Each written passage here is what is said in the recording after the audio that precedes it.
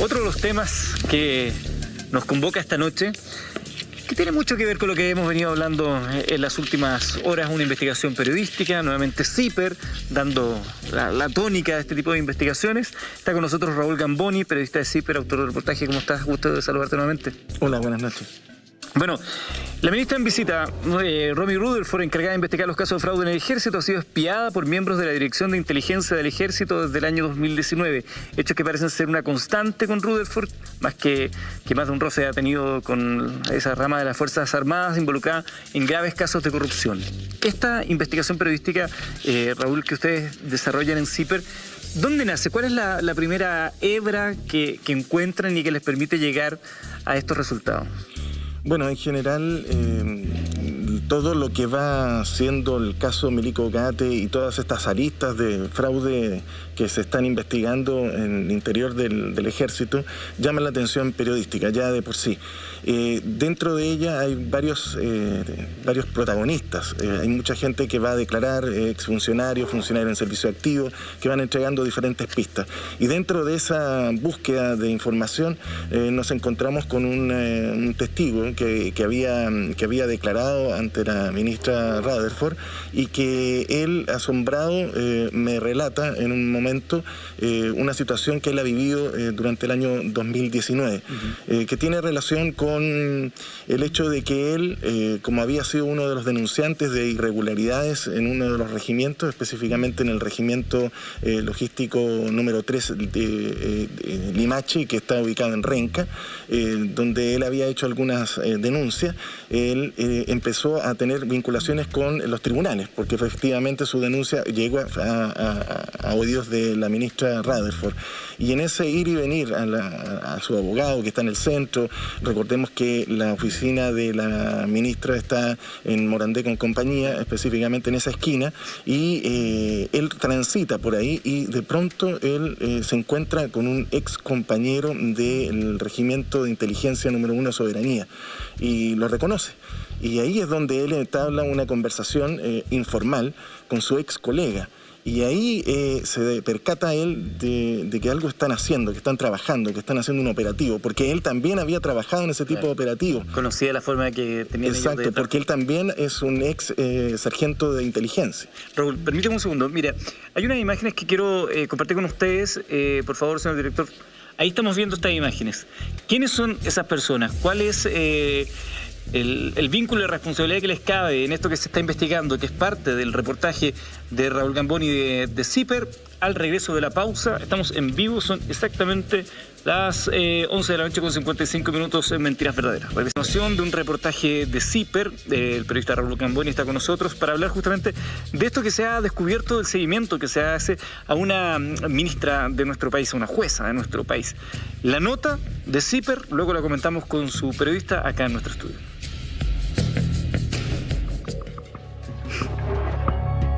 Estas imágenes fueron registradas durante el mes de septiembre del 2019, antes del estallido social. Los individuos están en una de las esquinas de la Plaza Montbaras, ubicada frente al Palacio de Tribunales. Este material audiovisual forma parte de la denuncia que investiga la Fiscalía Centro Norte sobre una supuesta vigilancia a la ministra Romy Rutherford, a cargo de indagar eventuales casos de corrupción en el Ejército.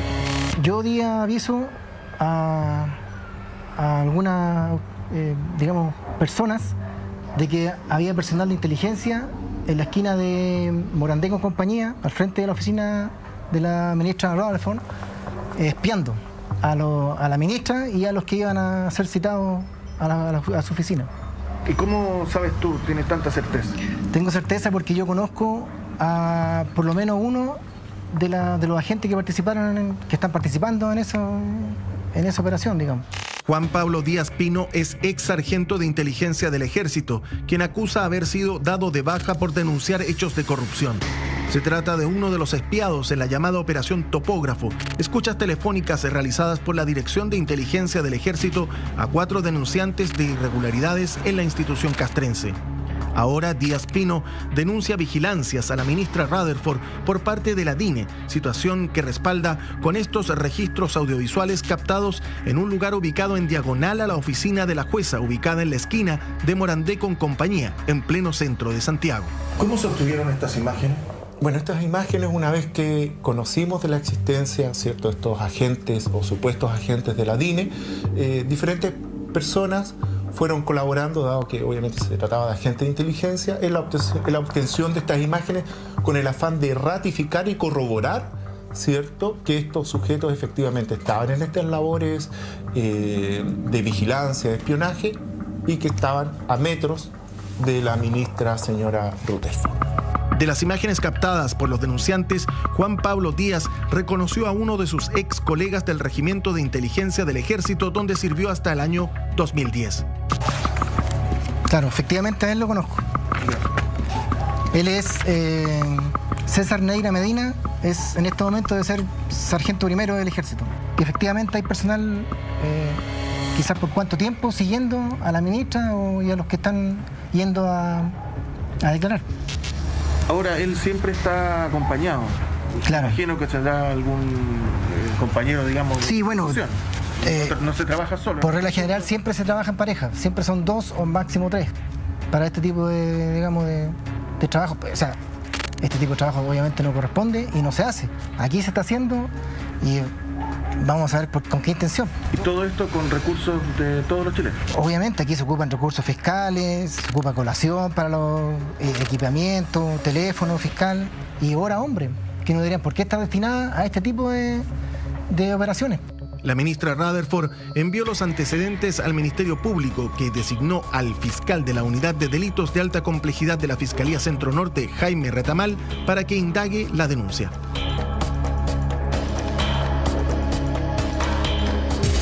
Ahí vemos la nota hecha por CIPER. Por lo demás, déjenme reiterar, CIPER necesita siempre de la ayuda y la cooperación para mantener el periodismo independiente. Colaboren con CIPER en su página web, como dice ahí al final de esta nota. El autor, Raúl Gamboni, está con nosotros conversando. Cuéntanos un poco más sobre el reportaje, Raúl, y qué te fuiste encontrando en esta investigación de un hecho anormal, por cierto, y preocupante. Bueno, después de este encuentro con este testigo, que es el ex sargento de inteligencia Juan Pablo Díaz Pino, vino una segunda parte que en el fondo fue, bueno, ¿y qué pruebas tienes? Porque es tu palabra contra la del ejército eventualmente si se hace una denuncia. Y él se organizó y finalmente un grupo de personas lograron captar estas imágenes en forma subrepticia, porque no se dieron cuenta los personajes que estaban siendo grabados cuando estaban haciendo estos puntos fijos en las cercanías de la oficina de la ministra Rutherford. Se obtienen estas imágenes y con esas imágenes él decide finalmente hacer una denuncia ante la propia ministra Rutherford de que está siendo objeto de vigilancia. Todo esto surge porque Juan Pablo se da cuenta que en la prensa sale otra noticia que está relacionada también con vigilancias que ha detenido la ministra. En diario La Tercera, en enero de este año, publica una situación que ha ocurrido durante el año 2020 que dice relación con 2 personas que habían sido sorprendidas muy cerca del despacho de la magistrada, y Carabineros procedió a hacer un control de identidad. Estos 2 personajes huyen del lugar, pero uno de ellos es capturado por la policía y él se identifica como Aníbal Fernández, un miembro de la DINE, y que estaba haciendo una operación de inteligencia que tiene que ver más relacionado con seguridad. Bueno, esta situación es la que finalmente motiva a Juan Pablo a hacer la denuncia con este material audiovisual que tiene a su disposición. ¿Qué es lo que hice yo? Yo de inmediato al tener esta identidad intenté buscar a este personaje, finalmente di con él en su casa, fui a consultarle directamente, pude comprobar que él seguía siendo miembro del ejército y que era precisamente miembro de la DINE. ¿Cómo reacciona él cuando vas tú y te presentas como periodista que está investigando su eventual participación en un hecho reñido con la justicia? Bueno, para él fue una sorpresa absoluta. Él no se esperaba, digamos, que yo llegara hasta su domicilio, pero como periodista estoy obligado a tener que tener la versión de esta persona a la cual estamos involucrando en un hecho que amerita por lo menos un reproche social, ¿no? Por lo menos. Vamos a ver si la justicia establece si hay algún tipo de delito. Él me reconoce, me contesta un par de preguntas, en realidad, muy sorprendido. Me confirma de que él está en el ejército y que no ha sido llamado a declarar y que no sabía de esta denuncia, y de ahí se excusa de no poder dar ninguna declaración, precisamente porque la institución es la que tiene que dar la instrucción, digamos, de que si él puede dar algún tipo de entrevista, y hasta ahí llega nuestra conversación. ¿Y hay alguna explicación eventualmente, no, plausible para que justifique que el ejército destine parte de su personal a hacer labores de seguimiento a una ministra, más aún una ministra que ha tenido desencuentros justamente con el ejército a propósito de sus investigaciones? Bueno, nosotros con el ejército hicimos las consultas y lo único que nos confirmaron es que César Medina, Neira Medina, efectivamente forma parte desde el año 2019, que son las imágenes que se fueron captadas en esa época. Él formaba parte del Regimiento de Inteligencia número 1 Soberanía hasta el día de hoy. Eso es lo único oficial que podemos recabar del ejército. En forma extraoficial se nos habló mucho de la situación que había ocurrido el año 2020, que te había comentado, de estos dos personajes que son sorprendidos merodeando en la oficina de la ministra, y en el fondo se refieren a que la misma respuesta que se dio en esa época, la tercera, que se trataría de medidas de seguridad para personal que va a hacer diligencias al tribunal. Ahora, esta versión la pone en duda justamente Juan Pablo, quien, recordemos, es ex sargento de inteligencia, o sea, conoce muy bien cómo son todos estos operativos, porque él señala, bueno, si hubiesen estado en labores de seguridad, que además deberían ser de carabineros y de la Policía de Investigaciones, y no del ejército, digamos, a no ser que haya una coordinación, cosa que aparentemente no hubo porque salieron huyendo cuando vieron a carabineros, sería la misma situación, es decir, que estaban cuidando a la gente, pero la pone en duda porque ¿por qué arrancaron? Cuando podrían haberse identificado y queda todo ahí. Que además uno piensa desde lo cotidiano, ¿no?, que incluso si hubiera algún tipo de coordinación, ¿qué nivel de operatividad podría tener un oficial del ejército en un hecho que se instale, ¿no? Digamos, ocurre algo violento y que lo que ellos supuestamente tienen que proteger, ¿qué posibilidad de acción tienen si no tienen legalmente herramientas? Porque eso le corresponde a Carabineros o a la Policía de Investigaciones. Así es una de las preguntas que tal vez debería contestar el ejército, porque la contrainteligencia tiene que ver con asuntos internos del ejército, como pueden ser casos de corrupción, como muchas veces me relató Juan Pablo, que él, cuando trabajaba en inteligencia, él hacía seguimiento efectivamente, pero para sospechosos de funcionarios del ejército que eventualmente pudieran estar cometiendo algún tipo de delito, es decir, los vigilaban para buscar pruebas de que si estaban en algún ilícito. Claro. Pero este no es el caso. Estamos hablando de personas que van a declarar, que van a un tribunal a hacer las denuncias, a entregar antecedentes a la ministra que está siguiendo estos casos. Y recordemos que la ministra no es cualquier caso, sino que estamos hablando de casos que han sido procesados ex comandantes en jefe del ejército, como Humberto Oviedo y también Fuente Alba. Es decir, es un caso muy, muy, muy grave en lo que se están investigando. Son hechos muy graves, y lo que me llama mucho, poderosamente la atención, es que hasta el día de hoy, después de esta divulgación de esta información y de esta denuncia que se está investigando en la Fiscalía Centro Norte con un fiscal designado que es Jaime Retamal, no haya un pronunciamiento del Ministerio de Defensa o también del Poder Judicial, porque en el fondo aquí se está atentando contra lo que es la independencia del Poder Judicial, porque se está cohibiendo de que tal vez eventuales denunciantes quieran acercarse a entregar antecedentes para poder seguir investigando hechos de corrupción al interior del ejército, porque saben con un mensaje de que estamos vigilando y estamos atentos a todos los pasos que se dan. Es muy interesante ese punto, claro, porque puede que el objeto no sea la ministra, sino que a otros que quisieran hablar, decirle, epa, nosotros estamos acá, estamos vigilando. Es una de las tesis que se podría establecer. Pero ojo, porque uno podría llegar a pensar si esto es un hecho reiterativo, ¿no? O es un hecho puntual. Pero también tiene otra investigación que le vamos a mostrar ahí al titular, el documento que muestra cómo el ejército engañó a la Corte de Apelaciones para espiar al periodista Mauricio Weibel. el periodista Mauricio Weibel, que ha estado acá en nuestro programa en más de una oportunidad, justamente hablando del desfalco del Milico Gatti y todo lo demás.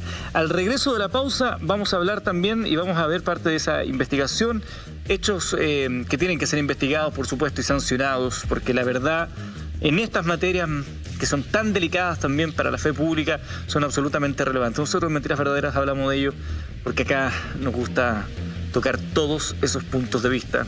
Aunque no se hagan en otros lados, nosotros aquí lo hacemos. Hacemos una pausa y regresamos.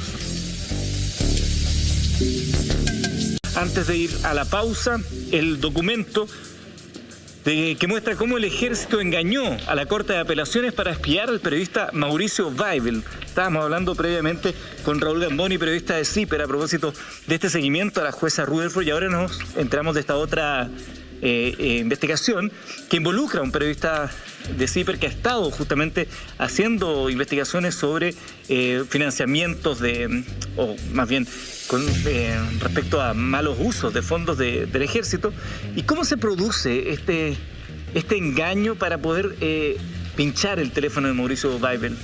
Bueno, recordemos que Mauricio Weibel es autor de Traición a la Patria, un libro, y también la investigación que llevó a cabo en el medio The Clinic, que destapa el caso Milico Gatti. Mauricio es víctima, según lo que se publica en el diario La Tercera, que da a conocer esta operación Topógrafo, pero también otra operación que es la operación W, que obviamente tiene relación con Mauricio Weibel. La W es de su apellido.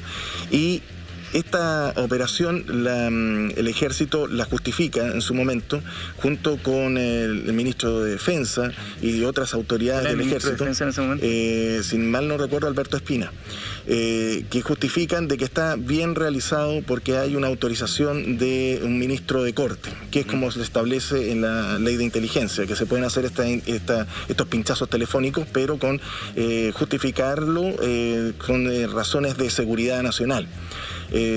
Dentro de la investigación que se está llevando a cabo por parte de la Fiscalía, se pide justamente que se den a conocer, el ejército dé a conocer las razones que esgrimió para pinchar el teléfono de Mauricio Weibel. Y este documento es el que se publica en esta oportunidad en CIPER, hace relación precisamente a esos antecedentes. ¿Y qué son esos antecedentes? Se habla de un agente extranjero que estaría intentando enviar antecedentes relacionados con la estrategia y lugares neurálgicos del Ejército de Chile que pondrían en riesgo la seguridad nacional. Es una mujer, porque se habla de la identidad, no se da a conocer la identidad porque está tachado por el Ejército algunos de los párrafos, y el número telefónico al cual se le relaciona a esta exagente es el número telefónico de Mauricio Weibel, no de la agente o esta supuesta agente.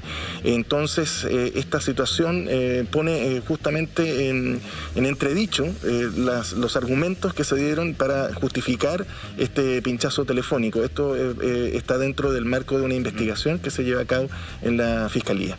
Ahora, esto es bien especial porque en el fondo es una cuchufleta, digámoslo de esa manera.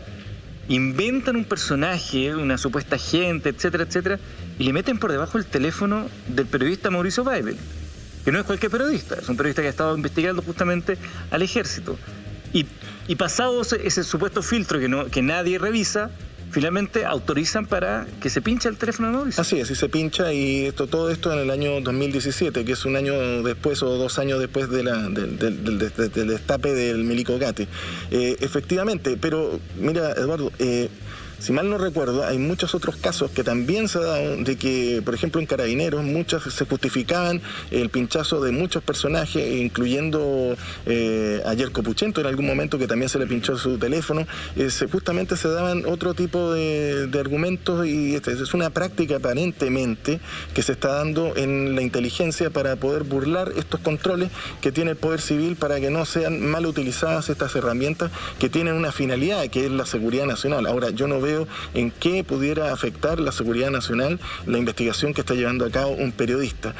O sea, aquí está entredicho la libertad de expresión, la libertad de información de la ciudadanía, y creo que es un hecho muy grave que la inteligencia aparentemente se está dedicando a poder coartar la acción del periodismo de investigación que tanta falta hace en nuestro país. Claro, vuelven a de alguna manera coercionar a los periodistas que están haciendo su trabajo. Finalmente el periodismo es un aliado de la democracia en la medida que permite que hechos que están siendo ocultos a la ciudadanía y que involucran, en este caso, dinero de todos los chilenos, se estén mal utilizando. Y sin embargo lo que se hace es buscar en ellos al enemigo.